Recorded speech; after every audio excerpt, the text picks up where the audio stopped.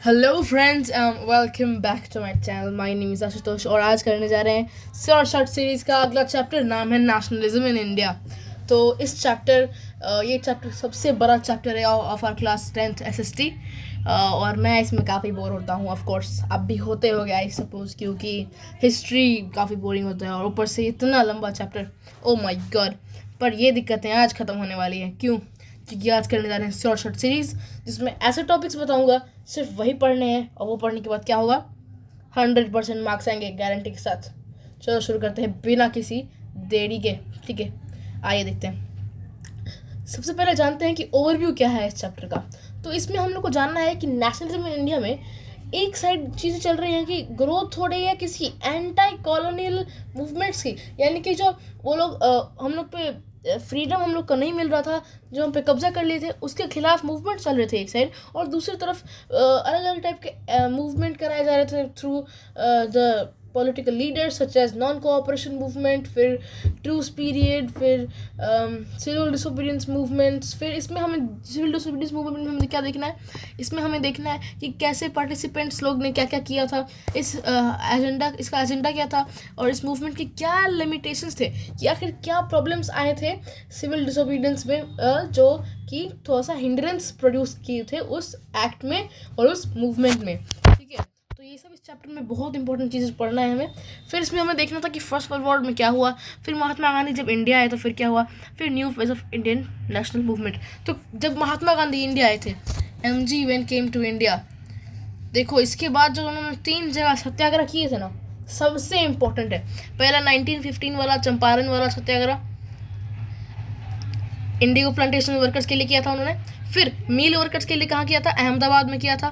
कब किया था? 1918 में किया था अहमदाबाद में। और फिर फॉर द प्लांटेशन वर्कर्स इसमें हुआ, इसमें मील वर्कर्स के लिए हुआ, और इसमें किसके? पेजेंट्स के लिए। कहाँ पे? खेरा में पेजेंट्स के लिए इन्होंने काम किया था। कब? वो भी 1918 में हुआ था। एनसीईआरटी में 1917 दिया हुआ है, लेकिन याद रखना वो 1918 है, एनसीईआरटी में गलत दिया हुआ है। ठीक है, अब आगे बढ़ते हैं। फिर इस सबसे क्या हुआ, एक सेंस ऑफ कलेक्टिव बिलोंगिंगनेस आई। जैसे हमने नेशनलिज्म इन यूरोप में पढ़ा था कि व्हाट इज़ अ नेशन, कैसे नेशन का फीलिंग आता है सबके अंदर, और सेंटिमेंट्स, नेशनलिस्ट सेंटिमेंट्स कैसे आए थे फ्रांस में, ये सब हमने पढ़ा था। सिमिलरली उसी सॉर्ट का चीज़ें हुई थी कहाँ? इंडिया में, जिसकी वजह से क्या हुआ था, नेशनलिज्म, नेशनलिस्ट फीलिंग आई थी, nationalist feelings came into existence. Alright, अब शुरू करते हैं मस्ट नो सेक्शन में।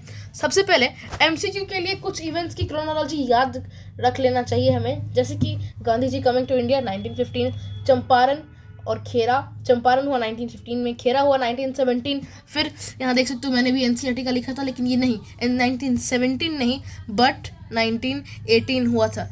अगर आप गूगल पर भी चेक करोगे तो 1918 ही दिखाएगा, क्योंकि वो 1918 में ही हुआ था। फिर अहमदाबाद 1918 मील वर्कर्स के लिए। फिर रॉलेट एक्ट मार्च 1919, ये क्या हुआ था? रॉलेट एक्ट तब हुआ था जब गवर्नमेंट ने, ब्रिटिश गवर्नमेंट ने कहा था कि कोई भी अपना कोई एक सॉर्ट ऑफ पॉलिटिकल लीडर्स को बिना कुछ ट्रायल के जेल में एग्जीक्यूट कर दिया जाता था, एग्जीक्यूट नहीं, जेल में भर्ती कर दिया जाता था, और उनको कोई ट्रायल नहीं होता था कोर्ट रूम्स में। सिमिलरली उसके बाद जलियांवाला बाग इंसिडेंस हुआ था। कब? अप्रैल, यानी कि 13 अप्रैल 1919 में जलियांवाला बाग इंसिडेंस हुआ था। वो क्यों हुआ था? वहाँ पे एक लॉ आया था, उसकी वजह से वहाँ पे लोगों की काफ़ी ज़्यादा तादाद में मौत हुई थी। वो क्या लॉ था? वो था रॉलेट एक्ट के अंदर एक लॉ था। ठीक है, मार्च में वो रॉलेट एक्ट आया था। फिर उससे क्या हुआ था कि 4 से ज़्यादा लोग साथ में नहीं रह सकते थे एक पर्टिकुलर एरिया में। लेकिन वहाँ क्या होता, बैसाखी का मेला लगा था, उस बैसाखी मेला में कुछ लोग प्रोटेस्ट करने के लिए आए थे और कुछ लोग क्या करने, घूमने आए थे।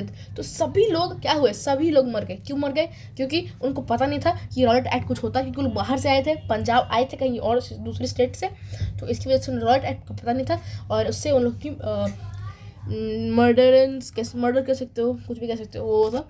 उसके बाद फिर खिलाफत मूवमेंट हुआ था मार्च 1919 में। फिर कांग्रेस नागपुर सेशन हुआ था, पहला सेशन हुआ था ये। तो याद रखना एक और चीज़, कांग्रेस सेशन हुआ था, इस पर भी मैप वर्क आता है। इस पर एक हुआ तुम्हारा 1920 में नागपुर में, महाराष्ट्र। फिर चौरी चौरा, वैसे ये अब मैप वर्क में नहीं पूछा जाता है, अगर आपको पता हो तो इसे याद करने की आवश्यकता नहीं है हमें। फिर स्वराज पार्टी कब बना था? 1922 में बना था। साइमन कमीशन कब आया? 1927 में आया। कांग्रेस लाहौर सेशन आखिरी सेशन कब था? 1930 में। गांधी इरविन पैक्ट 1931 में आया था। ठीक है, तो ये सब काफ़ी इंपॉर्टेंट चीज़ हैं जो आपको याद करके रखनी चाहिए। यहाँ पे आप स्क्रीनशॉट ले सकते हो। ठीक है, स्क्रीनशॉट ले लो इस सब चीज़ का। अब आगे बढ़ते हैं। देखो, जैसा कि मैंने आपको क्रोनोलॉजी से रिलेटेड क्वेश्चन बताया, ऐसे क्वेश्चन बोर्ड में आ चुके हैं। 2024 में क्या हुआ था? नेशनलिज्म इंडिया से क्रोनोलॉजिकल क्वेश्चन पूछा गया था। क्या था वो question? Formation of Swaraj party. सबसे लिख लेते हैं। सबसे पहले क्या हुआ था? ये शायद 1922 में हुआ था आई गेस। लाहौर सेशन 1930 में हुआ था जितना तक मुझे याद है। फिर गांधी इरविन पैक्ट सबसे लास्ट में शायद 1931, देख लेते हैं। जी हाँ, 1931 में होता। Formation of depressed class association, अगर तुम देखो याद करो कि जो ये formation of depressed class association था ये क्या था, है ना? तो जो डिप्रेस्ड क्लास एसोसिएशन था वो कब किसने बनाया था? अंबेडकर। ठीक है, तो भीमराव अंबेडकर के साथ मिलकर महात्मा गांधी ने इसका एक फॉर्मेशन किया था। तो ऑप्शन देख लेते हैं। 2314 जी नहीं, 1 सबसे पहले होना चाहिए क्योंकि 1922 है। तो इसके साथ इसका आंसर हो जाएगा 1। फिर क्या है? 2 या 3? 2 1932। हाँ, तो ऑप्शन हो जाएगा इसका ऑप्शन बी, 1 2 4 एंड 3। तो ये हमारा क्रोनोलॉजिकल ऑर्डर हो गया इस क्वेश्चन का। ठीक है, इस तरह हम लोग इसकी याद कर सकते हैं। सिमिलरली क्वेश्चन है, इसको सॉल्व करके कमेंट में आंसर देना। ठीक है, कमेंट में आंसर ज़रूर देना है इसका। ठीक है, आगे बढ़ते हैं हम लोग।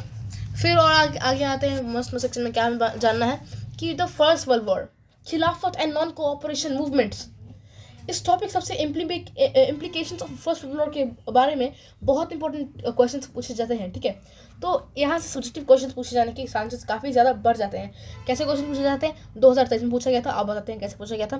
Analyse the implications of first world war on the economic and political situation of India. तो इसमें क्या करना है हमें? नॉन कोऑपरेशन मूवमेंट से क्या हुआ था, फिर फर्स्ट वर्ल्ड वॉर का इम्प्लीकेशन क्या हुआ, यानी कि फर्स्ट वर्ल्ड वॉर जो हुआ उससे इंडिया के पीपल को क्या प्रॉब्लम हुआ, इंडिया के लोगों को के लिए क्या नए चैलेंजेस फेस किए उन्होंने। तो इससे रिलेटेड हम लोग को इसका क्वेश्चन का आंसर देना था। 5 मार्क्स क्वेश्चन का था ये। ठीक है, फिर सिमिलरली 2019 में फिर पूछा गया था कि same question, exact same question 23 में पूछा, 19 में पूछा, 17 में भी पूछा था मुझे याद है। तो 17, 19 और 23, समझ रहे हो? 2 साल का गैप, 2025 ये क्वेश्चन आने वाला है।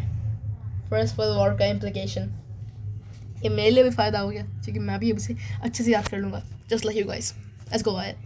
फिर मस्त सेक्शन में हमें पढ़ना है कि differing strands with in the movement, यानी कि टाउन, कंट्री साइड और प्लांटेशन वर्कर्स के का क्या सपोर्ट आया था उसमें सिविल डिसोबीडियंस मूवमेंट में, और उन लोगों ने क्या क्या किया था। ठीक है, उससे रिलेटेड क्वेश्चन पूछे जाते हैं। फॉर एग्जाम्पल 2027 में पूछा गया था question, who organised the peasant movement in Bardoli in 1929। इसका आंसर भी कमेंट में जरूर देना। मैं वैसे पिन कर दूंगा आंसर, अगर आपको समझ में नहीं आया तो पूछ लीजिएगा कमेंट में क्या होगा इसका आंसर। ठीक है, फिर how had the peasants and tribal participated in the non-cooperation movement in different parts of India. Explain. ठीक है, workers of Assam had their own understanding of Mahatma Gandhi and the notion of Swaraj. तो ये question के answer आप याद कर लेना, screenshot ले लो इस क्वेश्चन का। और आगे बढ़ते हैं सेक्शन में।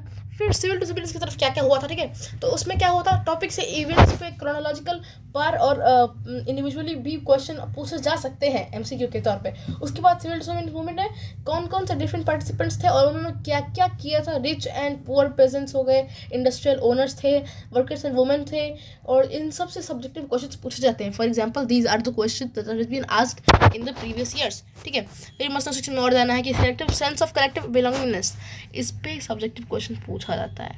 कैसे? ऐसे कम्युनिटीज, रिलीजन्स और language groups develop a sense of belonging in the national movement, कि कैसे सेम लैंग्वेज बोलने से, क्या सेम रीजन में रहने से, सेम कम्युनिटी का पार्ट होने से नेशनलिज्म फीलिंग्स बढ़े थे। अब कुछ प्रैक्टिस क्वेश्चन है, इसका जल्दी से स्क्रीनशॉट ले लेना। मैं बता दूं आपको, मैं दिगराज सर के PDF से पढ़ाया है आपको, ताकि क्विक शॉर्ट सीरीज का एक क्विक रिवीजन मैं दे दूं आपको, जिससे मेरा साथ ही साथ आपका सबका रिवीजन साथ में हो जाए, है ना। और ये याद कर लो। तो इसी के साथ आज का चैप्टर यहीं पर समाप्त होता है। आई होप आपको पसंद आया होगा। अगला वीडियो जल्दी ही आएगा, तब तक के लिए लाइक करो, चैनल पर नए हो तो प्लीज़ सब्सक्राइब कर दो, क्योंकि ना सिर्फ SST बल्कि मैथ्स का शॉर्ट सीरीज़ आने वाला है। और याद रखना, गन शॉर्ट सीरीज़ साइंस का जल्दी वापस आएंगे, शेयर भी कर देना। Bye bye.